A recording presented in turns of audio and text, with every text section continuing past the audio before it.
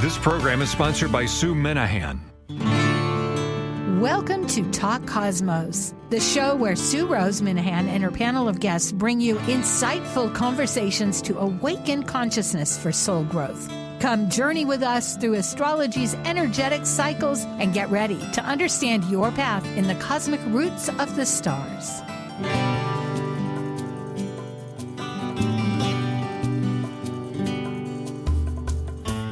Hello, I'm Sue Minahan, and this is Talk Cosmos. Today is August 11th. We're looking ahead at some amazing transits that will last for a good while. The impact is going to be substantial. And this is Planet Buzz. I'm not going to say much more except to say that we're ready for Planet Buzz. We have a heap to tell you about. Focusing on perspectives of pattern planet cycle relationships and understanding their archetypal energy consciousness, reflecting through history, current events, mythology, and philosophical questions, these are the members of Planet Buzz.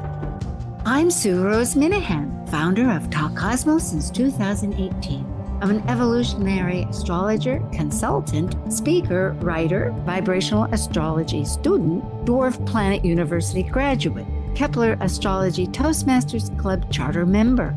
I have a fine arts music degree plus a certificate in jazz. I'm an artist, musician, and certified color energy life coach. Especially, I love mythology and esoteric philosophies. And I'm Dr. Laura Tad. I work as a spiritually oriented psychological astrologer with students and clients around the world. As a counselor, writer, and educator, I love helping people recognize their inner strengths, take advantage of auspicious moments, and navigate times of challenge with greater ease. On my own podcast, Mythic Sky Storytime, I discuss astrology, mythology, and actualizing our full potential. Learn more at mythicsky.com. Plus, a special guest who we will introduce in just a short moment. And as the ancient Hermetic Code reveals, as below, so above. As above, so below. Oh, I love that new reminder that we do have a special guest. And I want to remind people too, it's activating regulated growth. That's going to be our theme for today. And we have Norma Jean Ream of Kalapana, Seaview, Hawaii, along with Laura and myself. Hi, it's great to have you here. Thanks for having me. I really enjoy being here. It's our mutual pleasure. Norma Jean is a professional astrologer, consultant, a mundane astrologer, writer, and organizer. She was one of the first in the first class of Kepler College, receiving her Bachelor of Arts in Astrological Studies, East and West. And she has the esteemed certification of NCGR Level 4, which is the highest you can get. She has a specialty in traditional Western astrology. She writes, I'm jumping ahead because Norma Jean did write a course and teach it for 7 years about traditional astrology for IAA, which is an international institution. It's now shifted gears. It's expanding in larger directions itself. And Norma Jean writes some mundane articles on her website. So that's at Astrology Hawaii, because she too is here on the island with me on the other side where it's raining. Here I have clear skies. And she does electional timing, relocation, horary children's charts for parents. And she also hosted a pilot podcast, Sirius Star Talk. So welcome. Thank you. So glad to have you. Happy to be here. And Laura, Dr. Tad's bio, although you heard it, you can read that ahead. We are talking about 3 planets, spotlighting those. It's going to be Jupiter, Saturn, and Mars. Actually, Mars, Jupiter, and Saturn. And this is where they are in the wonderful universe of ours. A little bit we're going to look at 2 sides of these planets. We're going to look at the mundane in a moment, but just to give some kind of grounding a little bit, Mars is the same as Eris. One is Roman and one is Greek. Roman took all the Greek names and shifted the names, but kept pretty much the same identity. The god of war and agriculture, protector of Rome. And Jupiter, who was the king of the gods, you could say, of law and order, of justice, is of growth and potential, whereas Mars, let's think of it as action. Everything about action. It's our drive. And that drive can be for causes and defenses. Well, and that's part of his myth too, right? So particularly as Eris, that we think of him as the god of war, but he was really the god of the quest. Athena was the goddess of war, and she'd tell Eris where to go, right? So there's this questing energy, this seeking energy that Mars has of that propulsion forward energy that we really associate with Mars, is that questing energy. Thank you. As well. That really speaks well. It defines it. I like that. I wrote it down. I'm going to remember this. Good point. Saturn, the timekeeper, until 1781, when Uranus was discovered, and it still keeps this heritage of being the furthest planet that we can see with the naked eye. Some say that you can see Uranus once in a blue moon, once in an age in November, but generally speaking, Saturn holds that ranking position, and it is the boundary line. It's a timekeeper of endings and beginnings, cycles. So these two are what we are really looking at, the expansion and the contraction. There's going to be two sets. Mars conjuncts Jupiter. These are the dates. And I know we have a podcast, so that I will just mention that briefly. On the 14th of August, Mars conjuncts Jupiter at 16 degrees Gemini. And the first waxing opening square phase is a crisis in consciousness. And 5 days later, on the 19th of August, it will be at 17 degrees Gemini, square Saturn is 17 Pisces. And then at Christmas Eve, it happens again at 14 degrees respectively in Gemini and Pisces. And then next year, when everything is shifting gears, and we're going to get that to the very end, we trust our cycle is right here, if we can gauge our timing, Jupiter and Saturn square again, but will be in Cancer and Aries. So the dynamics are continually changing. Norma Jean is a mundane astrologer, as we noted, and kindly has made slides. We're going to use Mars and Jupiter first because that's the first conjunction. Go ahead. In mundane astrology, we look at planets a little differently than in natal astrology work. Mars rules things like the armed forces and law enforcement, and in general, the military industrial complex. It also represents the blue collar or middle class and the construction industries and skilled trades, and the military prowess in the world and foreign policy. And it rules the gun and ammunition industry, warfare, and military operations. And Jupiter is the planet that rules national sovereignty, also imperialism, and our quality, and we see in America, being the world's big brother. Jupiter has to do with the social glue based on common values and belief systems. It represents the social welfare and the nation's well-being. It also is about the laws to enforce justice through social institutions that govern behavior.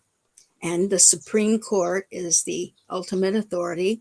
And universities also, philanthropy, and the 1%. It's most fascinating, Supreme Court, because Jupiter is law.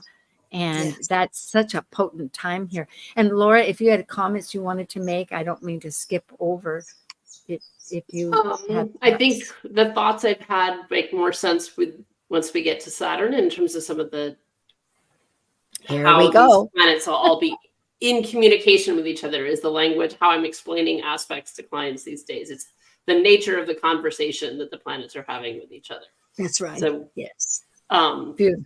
Yeah, once we get into that, I think. Okay. Immediately in 3 days from now, we have Mars conjunct Jupiter. Last month it was conjunct Uranus. And we know a lot happened after that new moon, full moon in Cancer. And now we're in the season of Leo. And it will be at 16, right about in the little past the middle of in the second decan. So it's 16 degrees Gemini. And for the timing for our podcast people, it's 11 a.m. It's 11:21 a.m. And they add 31 seconds. So that's the details.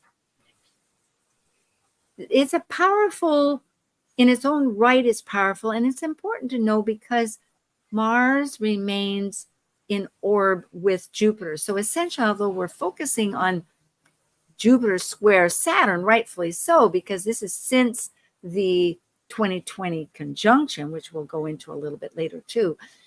Mars is on board, and she energies are really propelling a lot of action.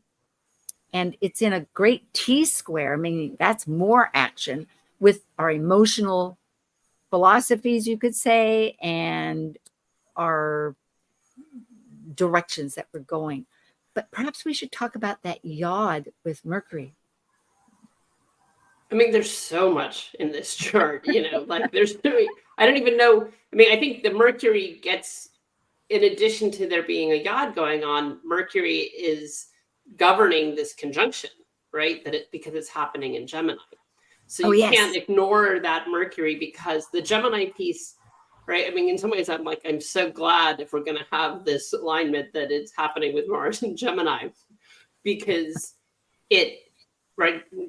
Gemini governing communication, governing language, that there may be some truth that comes out, particularly with that opposition then to the moon, that Sag loving truth, right? A seeker of truth, right? And so we get this theme showing up around what is going to be revealed, Emperor having no clothes, what stories are going, we're already seeing that, right? Stories being told or lies being uncovered is actively happening in the news. And I think, these larger transits tend to announce themselves, right? That it's not just on the day that it perfects, that it happens, that there is a lead-in to it. And I think we're already seeing that in spades in the news. And there's likely more communication, more stories, more language coming out that brings that interaction with Saturn, even though it isn't perfected on the 14th, of accountability and what's illusion, right? And with it in Pisces. And yes. And again, that idea of like the Emperor having no clothes and that being revealed. Yeah. And so to feed off of that with Mercury, I want to point out Mercury is making its pass through this 0 Virgo point 3 times. And also Venus and the Sun cross that point, all 3 telling the story of the Pluto-Neptune sextile, making that yod. And it's like we have to understand what has happened and what stories are being told and sort out a lot of details. And Jupiter, by traditional rulership, rules both Sagittarius and Pisces. And so Jupiter and Mars are having a powwow about what are these issues that are coming up from the past and what's real justice, what's the proper rule of law.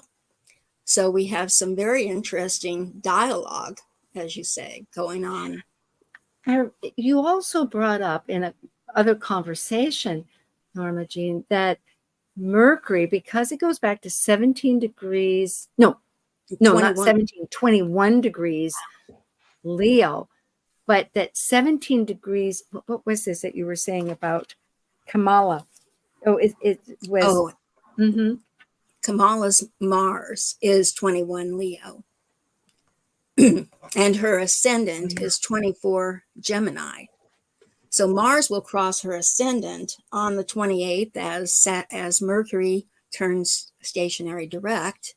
And this is more of the story to play out after this Democratic convention. And also you brought up the fact that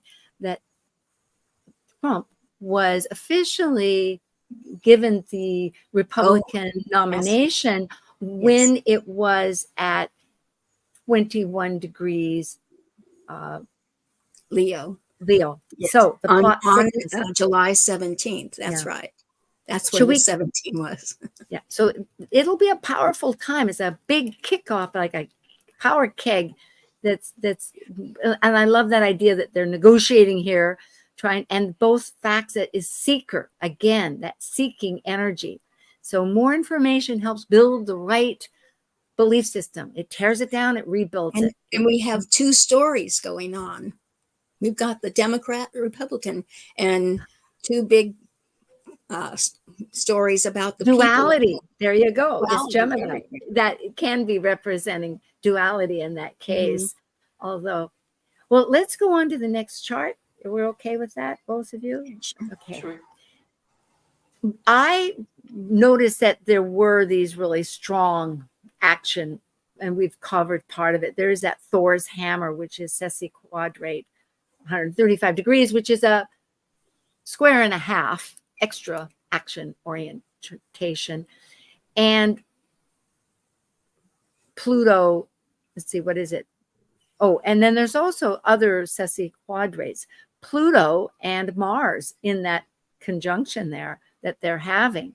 Mars and Mars. So transformation is not always immediately on the table. There's a lot going where you've got to struggle, adjustment going this way, that way to really work that out. It's something that's commanding. Tell me if I skipped by something and you wanted to say something more, but I think we covered that pretty well. Okay. So we have more mundane slides. These are for the outer planets. We did Mars and Jupiter. And if you have anything more you want to say about those, either one of you, and then Norma Jean also made some charts, which I dressed up a little bit, and I thank her very much for that support. Go ahead. All right. So in mundane and business astrology, Saturn is the planet of business. It governs authority and tradition, state institutions, legal systems, borders. It's the bureaucratic process as a function of government. It governs the taxation system, social security, civil services, cutbacks, restraints, and also ideas of fears and phobias. It's the nation's attitude to law and order, hierarchy, and traditions. It's the reactionary forces in the body politic that resist change to the establishment. And it also rules the agrarian industry and farming. It's the nation's unskilled working class. It's very interesting how it picks up the energy of one, but it reframes it in another way. Like for instance, it's the function of the bureaucracy instead of what I think Jupiter was the Supreme Court. The social systems and legal systems, yeah. Yeah, but this is the whole process. Lord, okay, you're nodding. I'll go ahead. Uranus, the groundbreaker. Yeah, it rules the populist movements that lead to social revolution and the counterculture. It's also the industrial and technological revolutions, and it represents tumultuous economical, social changes and exchange market volatility. It's involved in strikes and protests, political dissidents, and organized insurgencies.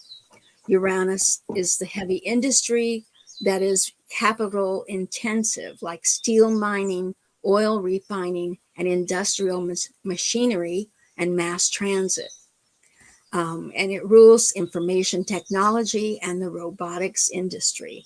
as we see quite a bit. A quick question, which I know is pretty much the answer, yes, but horary really uses this framework also. Yes, I mean that's how. Okay, because I have done some horary, and so people know that this is mundane and horary as a focus, because that involves. Okay, finish with. So Neptune rules the popular collectivist movements that lead to social revolution, a nation's ideals and dreams of a perfect society as envisioned by its founders. It rules petroleum industry, also glamour and celebrity of ruling and elite and entertainment elite. It's the undercurrent of things like alcohol, tobacco, and narcotics consumption industry. It rules oceans, maritime, and shipping industries for international trade, and also national scandals, political corruption, and corporate fraud, and gross negligence. So the things that get pushed to the side. Yeah, this one makes a lot of sense to me. And, you know, in the United States, I shouldn't take up time here, but it's the pre-eclipse that we have. It's at 0 degrees. I think it's a solar one. There's a lunar and a solar, of course, but it's 0 degrees Pisces. And that first line there, the popular collective movement for social revolution, for the dreams. I've often looked at that thinking to myself, gosh, the people coming here had so many hopes and dreams. Now, that was a pre-eclipse. It didn't happen but it was a backbone, you know, of how trying to put the peg in the hole square. We forgot Pluto. Go ahead. Yeah. So Pluto rules the security state, shadow banking system, organized crime, government black budget, and classified operations, collective psycho-spiritual death rebirth process of a nation, its enemies and existential threats, and also social taboos and censorship and the controlled narrative of the state. Truly. So it's interesting, can I say just the Pluto-Neptune sextile that's ongoing and also went for 60 years through the 50s, 60s, 70s. So it's about the connection between these darker, more outer level issues that go on in society and are like an undercurrent with society's ideals and dreams that push up through the collective that cause some big shift in the general social structure. Yes. So something's vibrating there. And as the planets, you know, Sun, Mercury, and Venus go through that crossing point from Leo into Virgo, it's activating this sextile between the Pluto-Neptune. And it's been a long, I'm grateful for all of this. It's been a long siege, we could say. We had in 2022, the Pluto return 5 times actually over the span of 22, 23. And Neptune is in its own sign of Pisces. So besides the sextile that you're talking about with those two, this has been very powerful for us. I wanted to remember too that you had reminded me that Trump's birthday is June 14th on that conjunction. Finals. Yes, Yeah. so it's going to be potent. A brief definition of what we're talking about. Jupiter and Saturn have a 20-year conjunction cycle. It's called the Great Conjunction. It resets social and cultural ideas. And it's this contrast between growth and limits, like on a gas and brake of a car. And larger than that, they call it a grand conjunction, a 200-year cycle where every 20-year conjunction stays in the same sign, except for in the same element. Element. Thank you. My tongue. Yes, except for the second to the last one. Then it flips to the next one. So we've left Earth and all of them from here on out will be in Aquarius. In air signs. Yes. And we have just a bit here. Laura, you want to shove us off with the San Francisco fire? Because that was, of the 6 conjunctions since 1700s, this is the only one that had Mars and Jupiter and Saturn all in the same signs that they're having now. Yes, two of and there's you. only actually been one other Jupiter Saturn square with Jupiter in Gemini and Saturn in Pisces in the last 150 years. Like it's a 60-year cycle, give or take. So in the mid 60s, we had Jupiter and Saturn in the signs they are currently. I had to go back another 60 years to find Mars part of the dynamic. Good research. Similar degrees too, right? Still sort of Yes. looking at that second decan in terms of degree. But so I found it very interesting to just, I like looking at history because there's a peeling of the onion, right? And so thematically, we might see things repeat.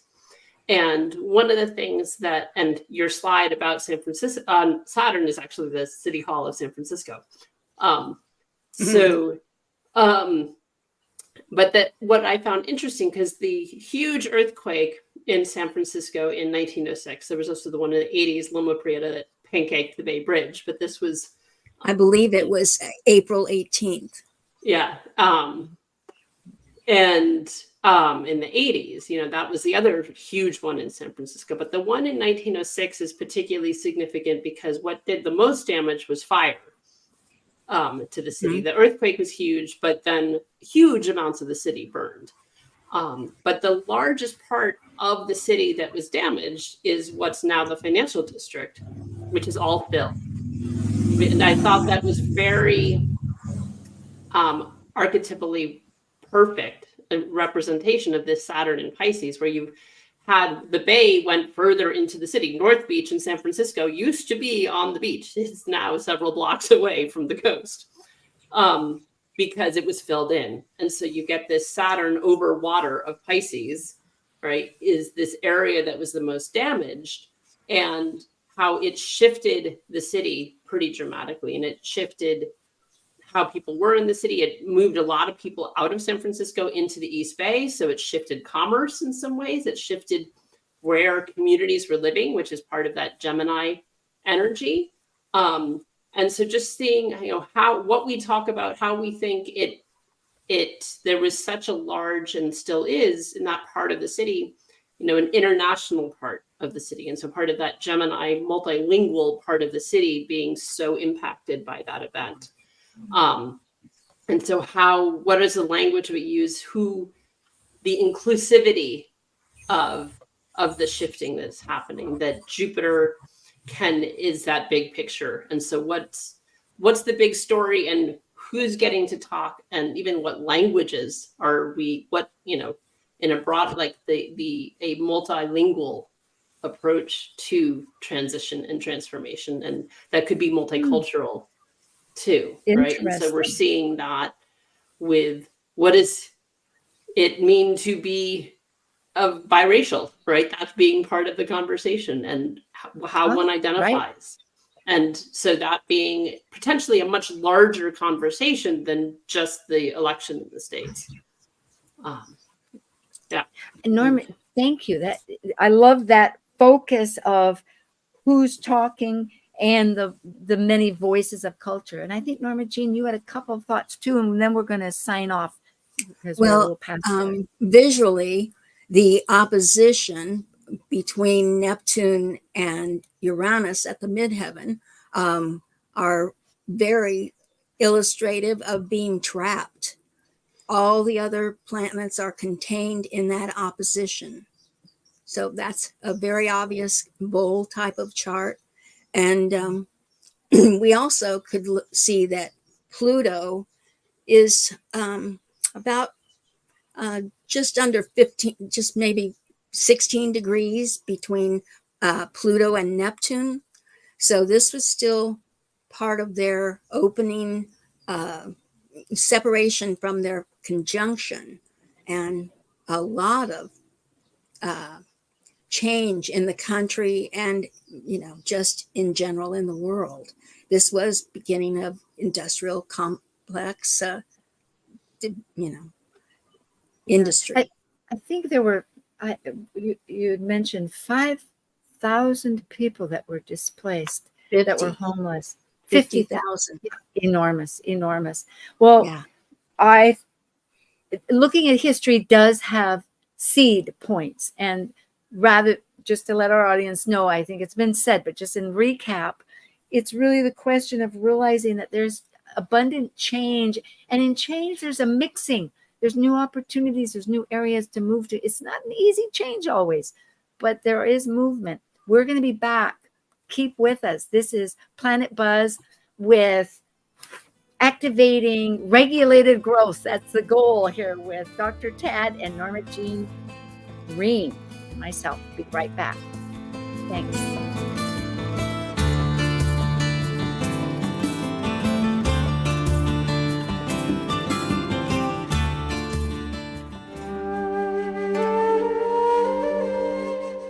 While we take a break from this week's edition of Talk Cosmos, let's take a look at this cycle's archetype. We are currently in the Yang period of Leo, ruled by the solar sun. Having departed from a cycle based on the internal process of emotional attachments requiring security and safety, the energy of Leo externally manifests our legacy through children and artistic creations. As a fixed Yang fire sign that desires to ignite actualization, Leo the lion takes the risk to generously exhibit love and welcome all to share their stage with joyous pleasure for living life.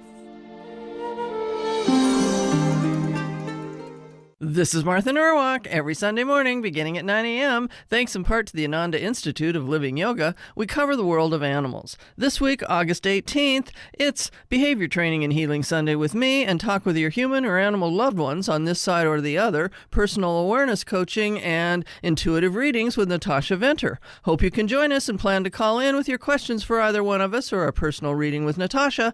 Martha Norwalk's Animal World, Sunday morning, 9 a.m. to noon, right here on Alternative Talk, AM 1150.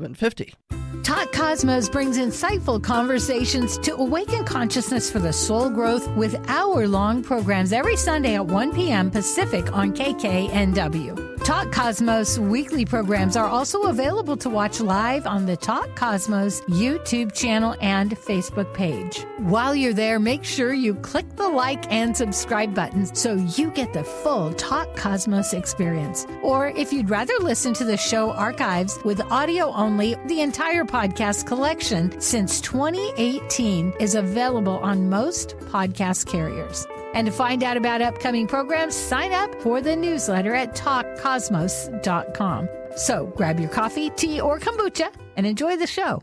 Seattle, Tacoma, Antwerp. That's right. We're streamed worldwide on our app and on the web at 1150kknw.com. Yay! All right. We are back again, and we're going to look at the grand conjunction that was at December 21st, 2020. It was at 0 degrees, 29, almost half a degree, Aquarius. And it began that 200-year cycle of air. It's not easy to go from the ground of material of earth to air. I think there's a quote there that you were saying the air rises and that earth forms. It forms. And generally, if it rains, of course, it gets into earth, or if there's a windstorm, it blows earth everywhere. But still, it's a dynamic. Elements matter in this world. And here we have it. We went, this was pre-COVID, of course, just before that, as far as a social. And again, it's a both. No, it was COVID. We were in COVID in December 2020. This is the the middle of it. That's right. Mm-hmm. And it's tighter. It's more like a fan. That was right before. The Pluto Saturn conjunction was right before, in January 2020. Yes. And then there were 3 Jupiter-Pluto conjunctions. Yes, that's what I was thinking. Yes, one was the 10th and the other was the 12th of January. Yeah. But yeah, so this conjunction, well, we in air, right? I do Maybe think go that ahead. there's some links to this, this first square, this opening square because there's an elemental, in addition to that being a square, we have an elemental repeated theme, right? So air, Jupiter being an air for the square to Saturn. Yeah. Right. And so again, this ideas and what's being communicated and who's talking and who gets to talk, who's given the space to talk, because Saturn can restrict who's speaking. Right. And so or what they say, or who's heard. Right. And so I think that's part of this. Very important, because Jupiter needs to express, unlike Gemini, that they both need to express, but for different reasons. They have a voice, they need to express it. Any other comments? Should we jump ahead? I'd like to point out some other things. We will compare it to this square chart, but we have the big obvious T square with the nodes square to Neptune at 18 Pisces. Oh yeah. The nodes also, the north node is 19 Gemini. Okay. Interesting. So, that's right. Which is another signature, another activation point right now. Especially at a large collective level. Yes, indeed. So it is part of the theme, and we get to see it blossom with this Jupiter-Saturn square. And back to communication and rebuilding our beliefs. I remember that was a huge repeating idea of that time, trying to interpret everything that was happening, was that people were able to, needing to reframe their beliefs. Of course, I think we became more polarized in a sense. And of course, Zoom picked up after that. Well, there are 3 of these opening squares. The first one will be on the 19th, which is going to be just 5 days after, as we had mentioned about that conjunction with Mars and Jupiter. And it's at 17 degrees Gemini and 17 degrees Pisces. And in the East Coast, it'll be at 5:46 p.m. You can figure out your times. And in London, it'll be, which is British Standard Time right now, in the evening at 10:46 p.m. This chart is only for people to recognize what the glyphs are. If you're confused, it gives a whole rundown. And the ones in blue are the prominent standard. Well, they're not all Ptolemaic, but they're the ones that we go by, the 10 planets, the luminaries and the planets.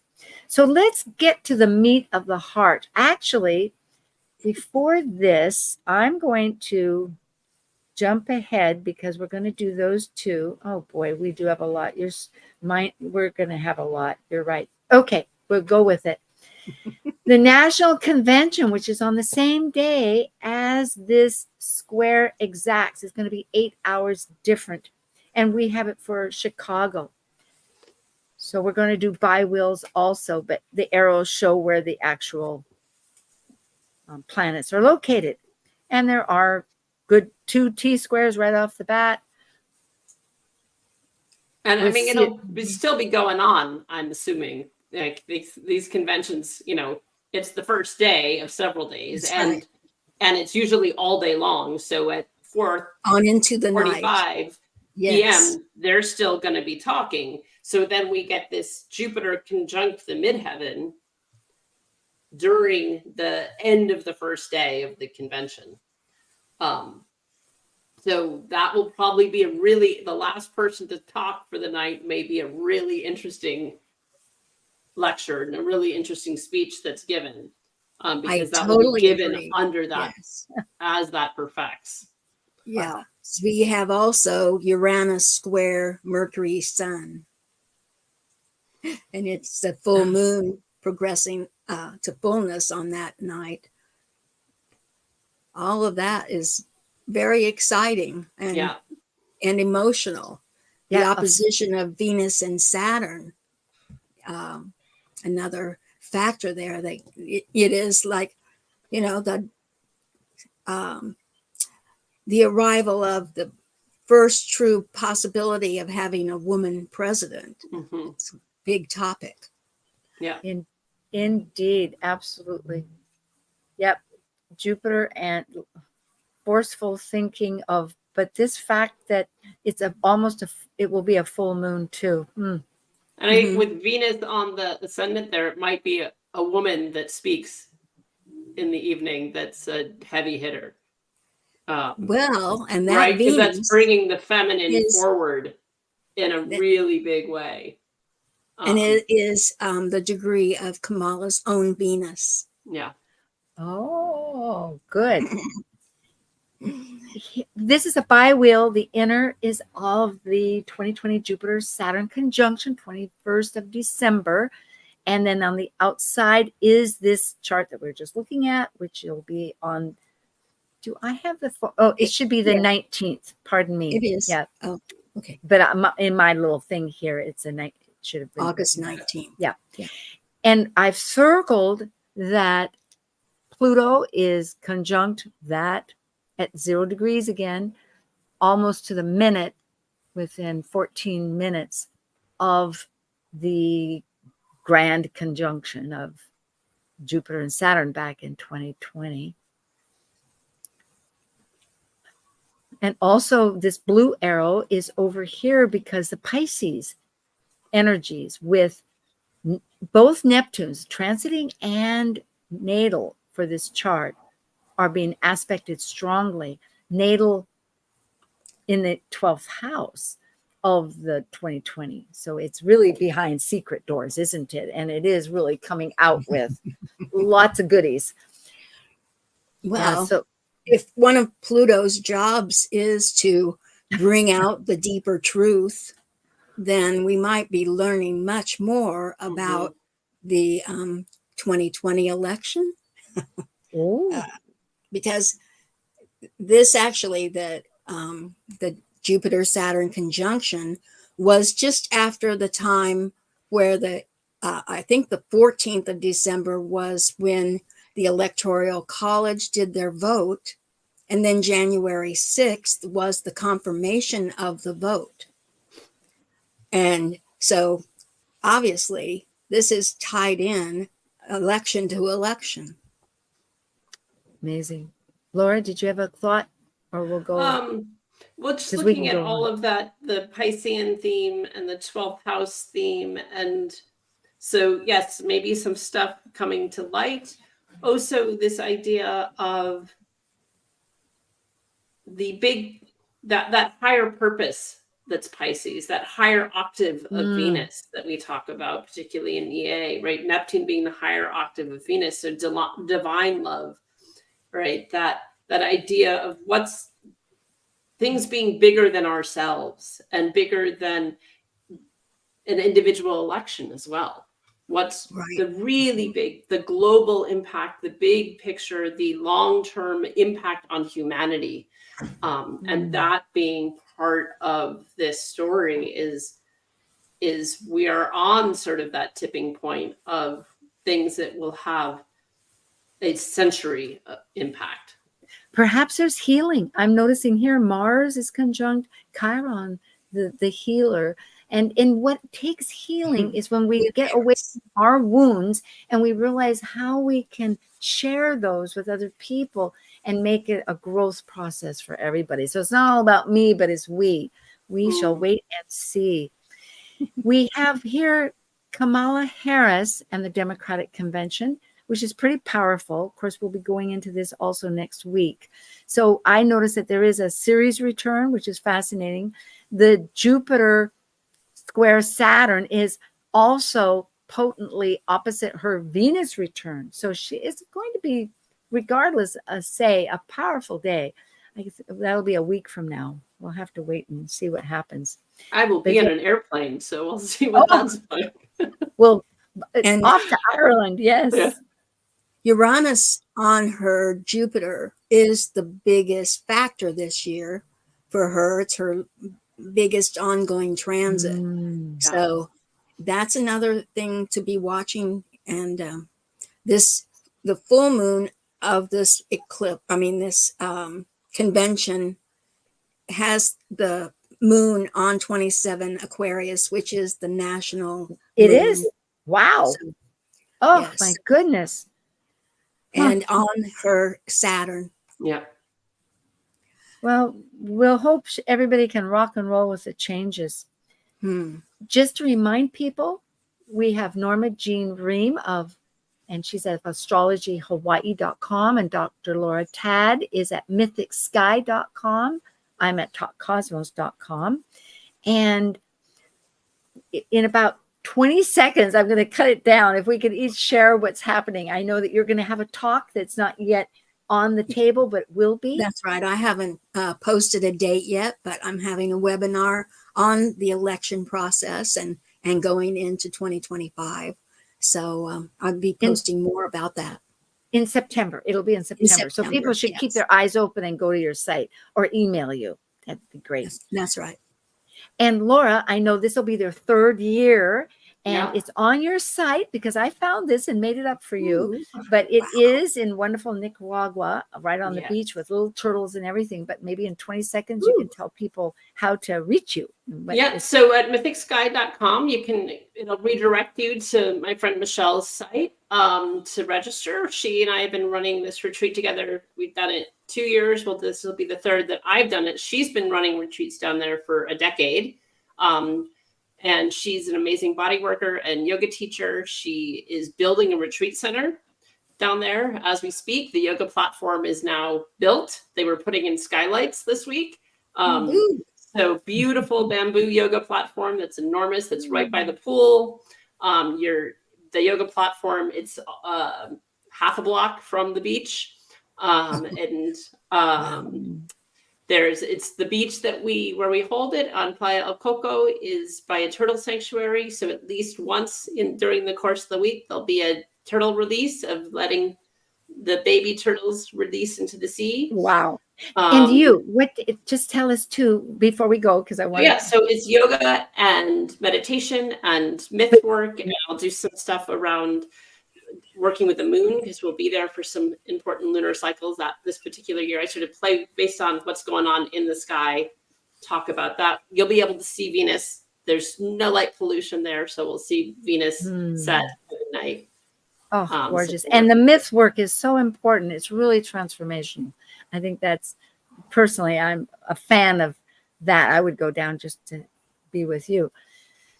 I am monthly with Liz Mouchette on her channel, and you can find it at videos featuring me on Sue Minahan on my YouTube channel. And we're going to be talking about the Dwarf Planet series and the moon coming up in August. And next week, I have this new panel that will be really focusing on the Democratic Convention, and it's called U.S. Global Currents.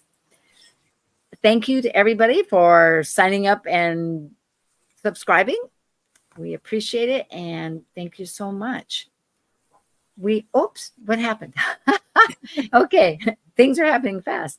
Okay, so here we are, the last 2 that we can talk about, because there is a second opening square on Christmas Eve. And then following that will be next summer in June 15th.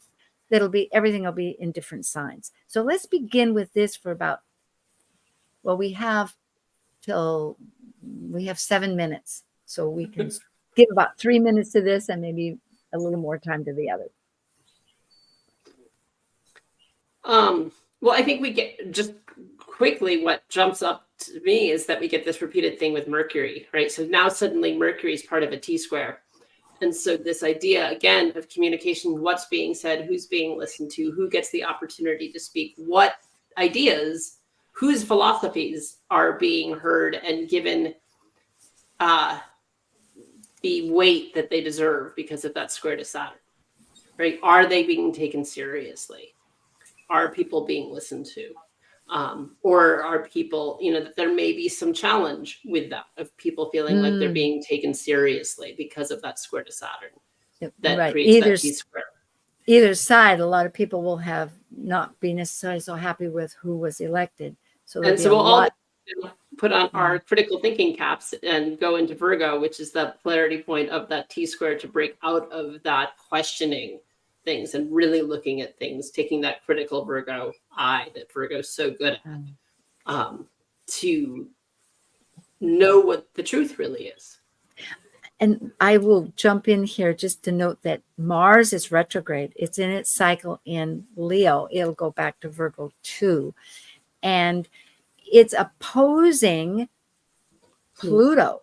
Mm-hmm. So, but it's also in this amazing conducive mystic rectangle, which is trines and sextiles. So if things flow and things connect, hopefully in a easy way, if depending on what one's working on, but it's still potently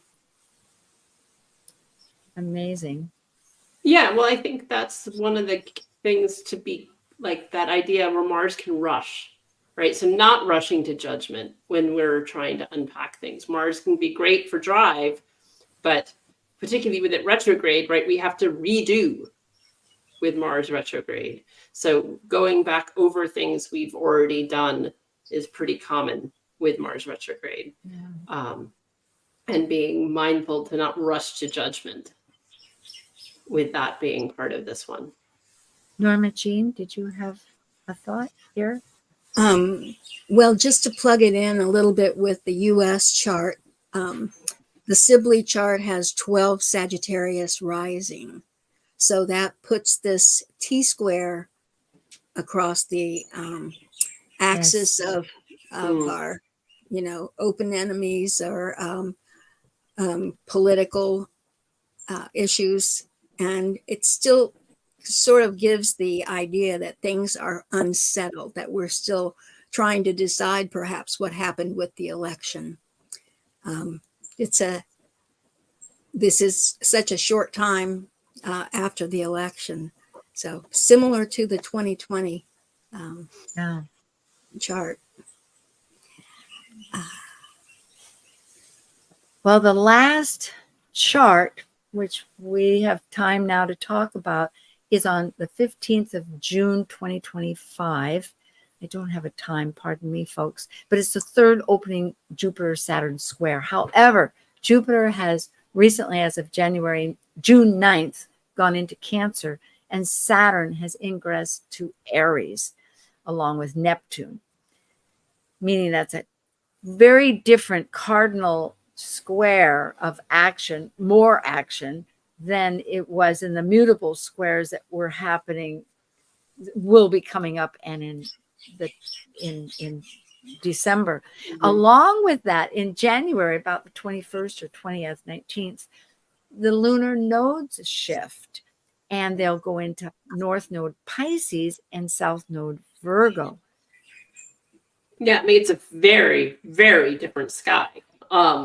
I think, the only thing that's in the same sign, Mars and I just saw it.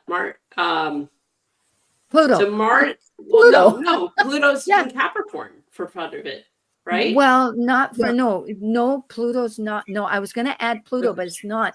Pluto goes in I guess. September. Well, Pluto's very different because hasn't gotten to 3 for any yet for us. So that's true. Yeah, it's finally moving out away from that Capricorn, but it moves as of like November 20th or 19th. It goes back into that's the last Aquarius. Yeah, but so Mars and Pluto are the only two planets that are in the same signs, ruling Scorpio traditionally.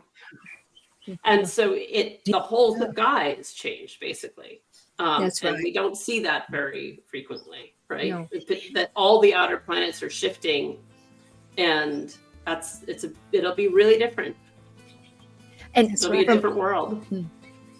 I'm noticing too, Juno, of our marriages and our alliances and what we want to partner with, is in that Thor's hammer, along with Neptune that's conjunct Saturn. On the best side of this, it could be a spiritual awakening too. I mean, if things aren't working one way, you got to try another way. And maybe for more mainstream people, they will be listening to their woo-woo insides. Do you have some other comments? We can talk for about a few seconds while the music serenades us. Yeah. It just is sort of a suggestion of the energy change before the real Saturn-Neptune conjunction that happens in February of 26. Ah, good deal. Thank you, Dr. Tad and Norma Jean Ream. I love this. Activating regulated growth. We're doing our best, and blessings to all. Thank you for joining an insightful conversation on Talk Cosmos, the show where Sue Minahan and her panel of guests awaken consciousness by connecting soul growth patterns with astrology's energetic cycles. Be sure to tune in next Sunday, 1 p.m. Pacific Time, to continue your journey through the roots of the cosmic pathway.